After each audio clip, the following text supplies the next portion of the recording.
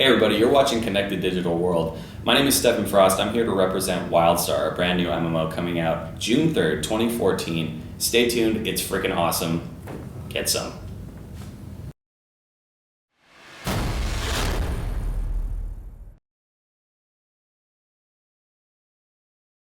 So, thank you for joining us. Thank you for having me. Would you like to introduce yourself and tell us what you do? Sure. My name is Stephan Frost. I'm the design producer at Carbine Studios working on the game WildStar, which will be out June 3rd, 2014. So let's talk a little bit about raids. Obviously, you've mentioned that being quite a big thing. Tell us all about raids.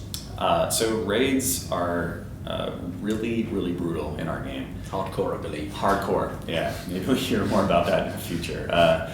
It's certainly a brutal experience, and it's for the masochists out there that really want to challenge. And we put that there not only because it's a challenge, but we want them to really have to work to get the best of the best gear. And just to throw this out there as well, we have the best of the best gear on the raids because those are the people that are working the hardest for it. So a lot of people have complained in the past, like, oh, on PvE stuff, I should get the same gear as what people in the raids are. We feel that you don't really need it by comparison to the people in raids who are working their butts off to get all that stuff. So, but yeah, our raids are really just massive. We've put a lot of art resources and time into making these look just amazing. If you work that hard to get there, we feel that you should be rewarded by seeing some of the coolest stuff that we have in the game there. Another sort of point of contention from some people and even sort of in the higher ups that we kind of had to have these arguments out with, you're really only appealing to 1 to 5% of the player base when you make these things as difficult as they are. And from a business perspective, you're spending a lot of money on something that a very small amount of people are going to see. But our argument is that you can look at other MMOs, and when they are not as hardcore as they once used to be, that numbers start to go down a little bit, right? So what we're hoping is we make something that is challenging and difficult, and those people that finish it first are the evangelists for this game that will say, you know what, this game is really awesome, and it is fun, and it is difficult, but damn, I love it, And the hope is that when they tell other people that they'll stick around too, as opposed to, well, I'll just beat it in 4 days and this game sucks, I'm out of here, and then everybody else leaves too. Okay.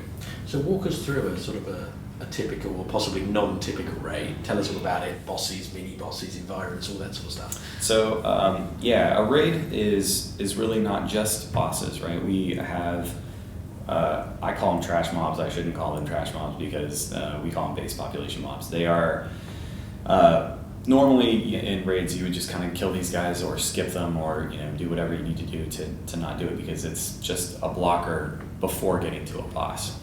We spend a lot of time on these. In fact, I would argue that some of our trash mobs are more vicious than some raid bosses in other games. They have their own mechanics. They are difficult as well, but they also drop loot. So it's probably not the best compared to the bosses, but it's still viable, valid loot. Then we have mini bosses, which are a little bit more difficult and take a little bit longer to take down.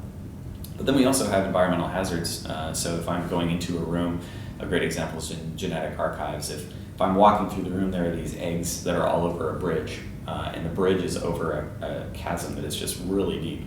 So if you fall off, you die. But if you go too close to the eggs, it puts a disorient on you, meaning if I press forward, I'll go left, or if I press right, I'll go down. And so the player kind of gets weirded out and sometimes can fall off the edge. So if you're not careful, that happens. And then on top of that, we'll put missiles down that you have to avoid while you're disoriented. So it can be really challenging, but it's also something that we think is a ton of fun. So it's not just, oh, this is a giant hall where I kill bosses. That's all I do. And the mechanics get pretty insane and pretty intense, and bosses have rooms entirely that just blow up and can kill half of the raid if they're not paying attention. There are entire rooms that get turned to fire. There are rooms or bosses that will corrupt half of the room, and you have to push them back and push that corruption back.